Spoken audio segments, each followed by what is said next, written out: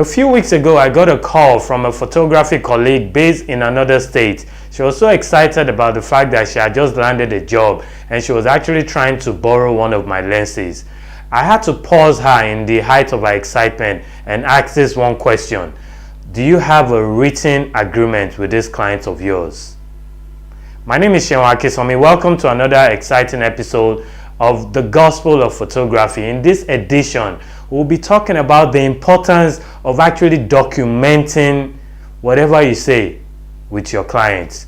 Okay, so whatever you do, try your best not to miss any moment at all. Stay tuned and we'll be right back.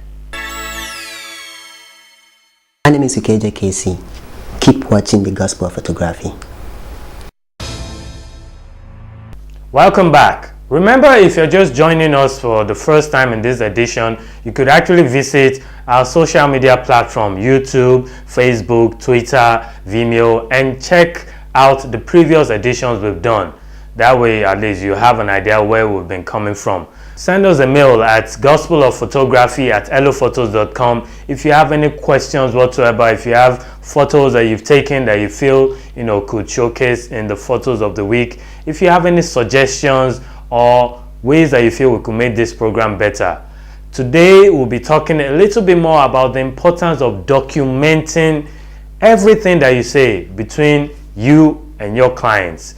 Remember the story about my colleague that I mentioned? She was really so excited and went on and on for about 2-3 minutes explaining how she got this job.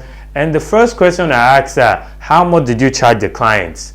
She mentioned to me that, okay, I charged this amount. Of course, I felt, that wasn't professional enough a fee. I asked her another question. When will the wedding be holding place? Apparently, the wedding will be holding place about 4 weeks from the time she called. When are you going to deliver the album? And the last question I asked her was, have they made any deposits? And to my disappointment, the answer was actually no. I was like, wait a second. They have not made payment to book you officially for a wedding that will happen in 4 to 5 weeks from this moment, and you are telling me that you've got a job, you actually don't have anything. She felt maybe a little sad. I explained to her that, look, all what you have done with this client is just to actually talk until you put everything down in writing. And when we are talking weddings, there are some things that needs to go down on paper, or maybe if you feel you don't want to print paper, at least in email. Let there be a written documentation. Until you put it in writing, you are not serious yet. I mean, sorry to be that harsh, but you are not serious. So there are things that need to be put in writing. The first one, the date of the event. You need to put the time you're supposed to resume, how much you are charging them, when they're supposed to pay you. Okay, if they are not paying you everything up front, the date they're supposed to pay to secure you, when they're going to pay to balance the payment, the date that you're going to deliver the album from them. As many information as possible. In fact, if you ask me, there is nothing too stupid to put down in the written agreement. In fact, the agreement that we actually offer our clients, we even put somewhere there the birthdays of our clients, just so that we could call them on their day of celebration. So I told a colleague of mine that, look, until you get this written agreement, you actually might consider yourself jobless. Stay tuned, let's take a break and we'll be right back.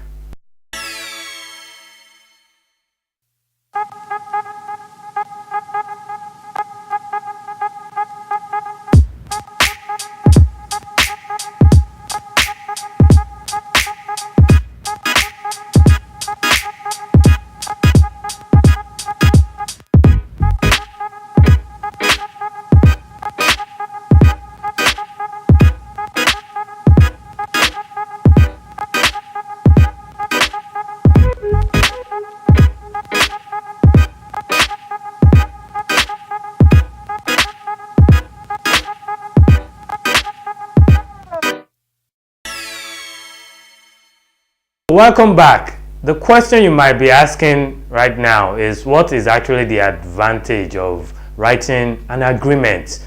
First of all, the number one reason why you need an agreement is the fact that people forget. Yes. One of my mentors once said that the shortest pencil is actually better than the longest memory. Especially when it comes to a wedding. You see, before a wedding, the bride and the groom, they are so excited. They have so much going on for them. And trust me, they are speaking to so many people that sometimes it's hard to actually remember some of the things they've actually talked to you about. My first experience was about 7 years ago when I covered this particular wedding. I had agreed with a particular client that I was going to deliver one album. It was a 2 days coverage, and I would deliver one album to summarize the whole event. And then lo and behold, the event came and went. And as I was about to submit the one album, they were very upset with me. They were like, I thought we agreed that you're supposed to deliver 2 albums. I was surprised because I thought I was somebody with a very good memory. I'm still someone with a good memory. But the issue was the fact that I did not put it down in writing. And it was my word against theirs. It wasn't funny at all.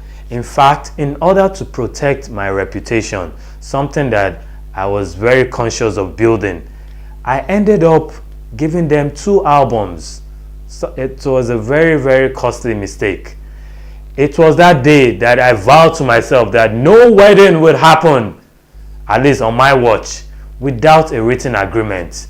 This is something that you don't want to happen to you, especially when it comes to the fact that they are going to pay you money. Even if they are not paying you, they need to realize that, okay, this is the day that the album will be delivered. This is the amount that they are paying, something that they could actually forget. Another advantage of putting it down in writing is actually you are protecting their interest, not just their interest, but your interest as a photographer. One of the things I put in our agreement is the fact that it's the first terms and conditions that, look, if we are not the only official photographer in this event of yours, we cannot guarantee that some shots will be taken. And this was as a result of, over the years, we've been to weddings in which, especially here in Nigeria, you get to the wedding and they're like 15 photographers. I mean, you're wondering, what are they trying to snap? Are they trying to photograph Obama or the president of South Africa? And all of them are actually blocking your point of view. You are likely to get better results if you are the main photographer than if you have 15 other photographers clamoring to get the same shots. So ever since some experiences we had a few years ago, we started putting that look, if you are not the main official photographer, we cannot guarantee that you get some shots. Putting that there puts the responsibility of helping our situation on the client. The client will make sure that, look, make sure that this photographer is the only one. Don't allow anybody else come into this particular venue.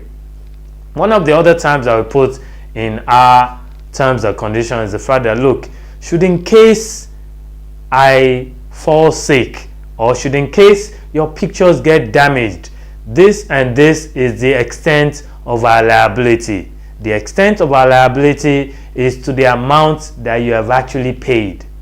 And the reason we put it there is because should in case your pictures get lost or damaged, of course, God forbid, we put every measure in place to make sure that all these pictures are actually well taken care of. But regardless of all the measures we put in place, sometimes maybe 1 out of 200 clients, something terrible might happen. We want a situation that we don't end up with a lawsuit of perhaps 10 million pounds or something. An amount so ridiculous is way beyond what they paid for. So we put it there that, look, will not be liable more than the amount that you've actually paid. It's actually a clause that also protects us. Of course, we are not out there to actually default any client, but this protects us. And there are some other terms and conditions that actually protect the clients also. More importantly, if you send us an email, we could send you a copy of one of our agreements. Better yet, you could actually visit our Facebook page and you see a copy of the agreement just so that you could edit and actually make it work for you. So whatever you do, until you have a written document, specifying the terms and conditions of whatever job that you've gotten, regardless of who you are photographing, whether it's the President of America or the Queen of England or the President of Nigeria. You need to put it down in writing before your excitement. In fact, if I were you, I might not be too excited until they've actually made a reasonable deposit or retainership into my account. So many people have called you and booked you for a job only for them to cancel 1 week to the day. And of what use is that excitement? So until my accounts get credited and I get an alert, that is when perhaps I begin to celebrate that I've actually gotten this job. At this point, I feel it's important to also mention that if you have any questions or any scenario that you've actually experienced, whether with a client or with a photographer, feel free to share with us. On a serious note, I mean, it's something that we'll try our best to address. We'll reply your email. We'll talk about it on air. If you have pictures that you feel we could actually showcase, send them to us with the subject line photo of the week, and we'll review it and get back to you. At this point, we'll be featuring another inspiring personality of the week, a photographer that has been around in the industry for a while. We believe if you spend a few minutes listening to his perspective, to his experiences, we strongly believe you'll be inspired to be a better photographer. Stay tuned as we go and listen to our personality of the week.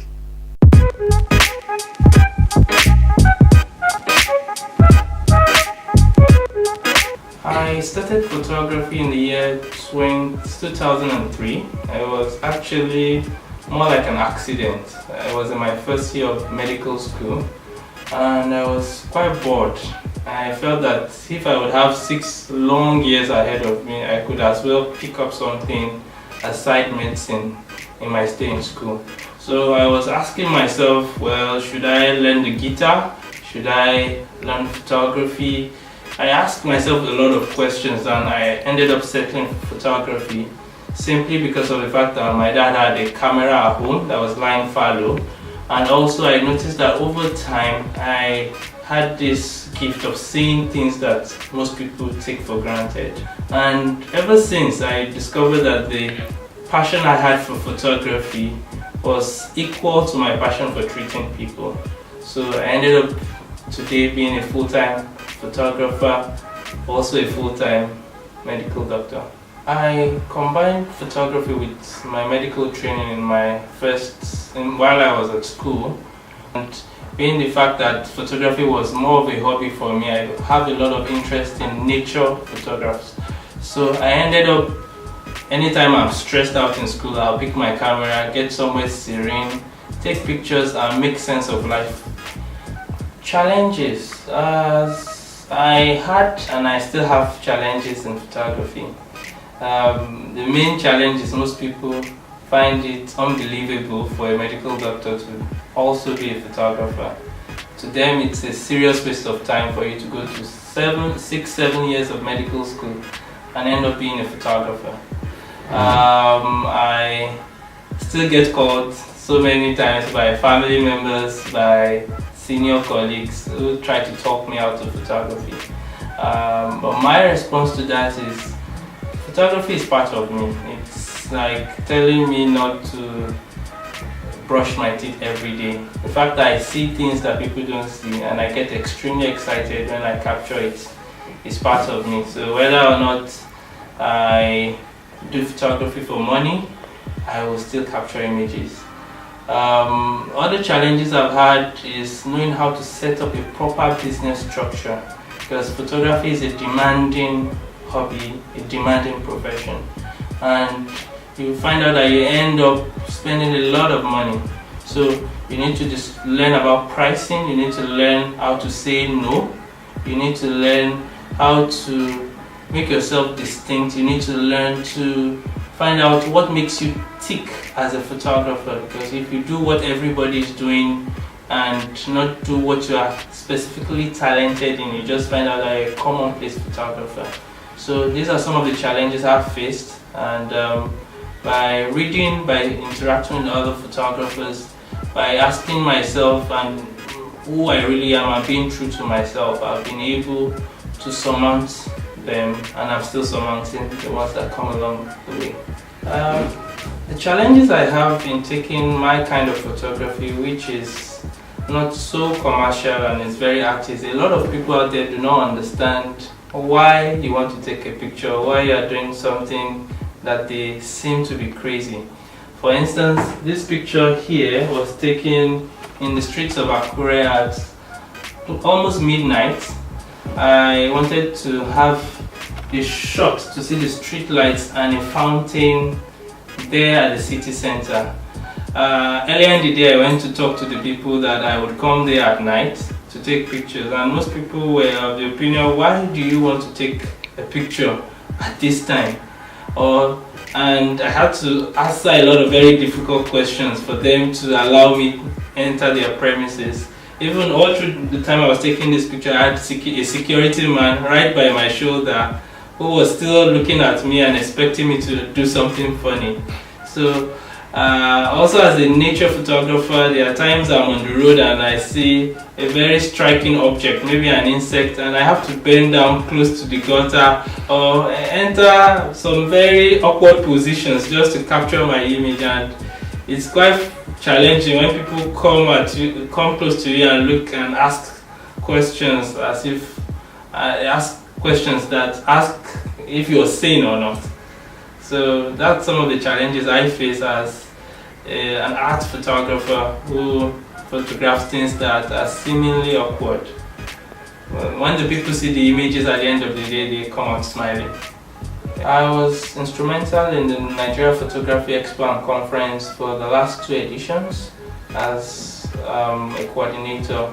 I learned above all that there are a lot of photographers, and when we synergize, the output dramatically increases.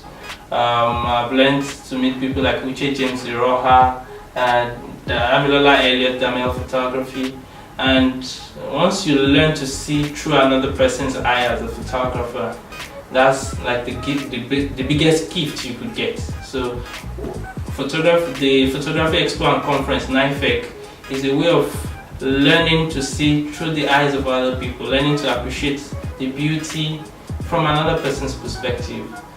This year's edition of NIFEC promises to be fantastic.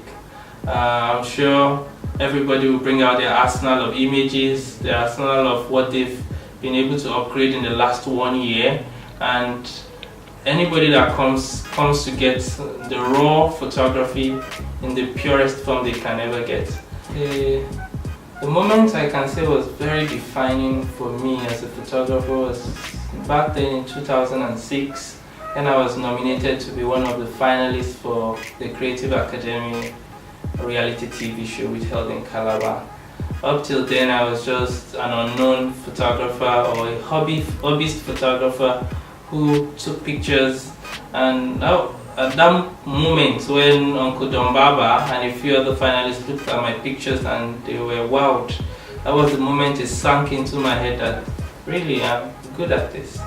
So it was a kind of validation for me that I wasn't just playing around, but it told me I was good at what I loved. If you want to join the photography industry, my candid advice for you is, first, like any other profession, you need to be willing to learn. You need to be willing to learn to be the best at what you're doing. You need to find mentors who have traveled this path before, who can advise you.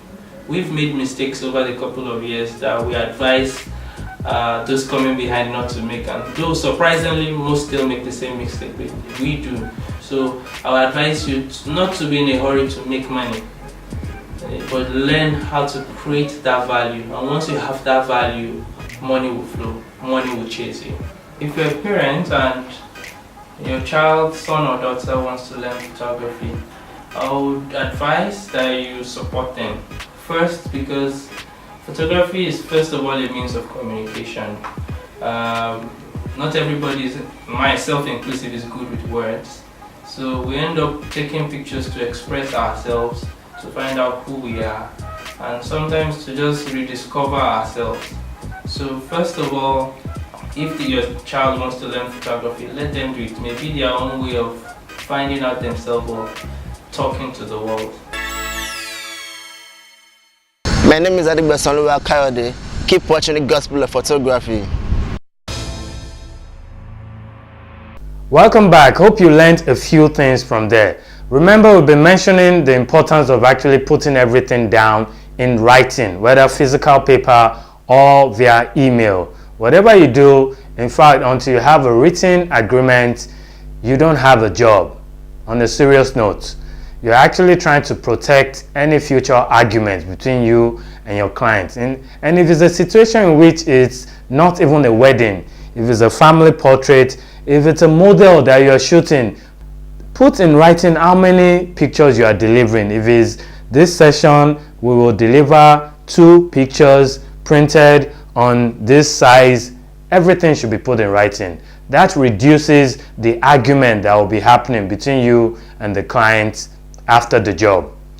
At this point, we've come to the question and answers. We have a question from a gentleman called Lanre, writing to ask Mr. Sheun, is it possible for a photographer in this industry to be able to build a house for himself with income from photography?